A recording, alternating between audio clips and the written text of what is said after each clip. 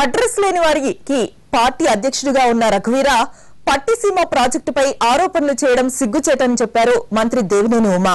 పట్టిసీమ ప్రాజెక్టులో అవినీతి జరుగుతుందని ఆరోపించడం సరికాదన్నారు ఆయన. ఎర్రచందనం మాఫియా పాలు కావడానికి కాంగ్రెస్ పార్టీయే కారణమని చెప్పారు మంత్రి దేవినేని ఉమా. రఘువీరారెడ్డికి మొన్న చెప్పా, ఇవాళ చెప్తున్నా, అడ్రస్ లేని పార్టీకి అధ్యక్షుడు, 100 సంవత్సరాల చరిత్ర పెట్టుకునే పార్టీని భ్రష్టు పట్టించిన పిసిసి అధ్యక్షుడు రఘువీరారెడ్డి. గత 10 ఏళ్లు దోచుకోవడానికి అలవాటు పడి ఇసుకను దోచేసుకున్నారు, శాండిల్వుడ్ ఇష్టారాజ్యంగా ఎర్రచందనాన్ని దోచుకున్నారు.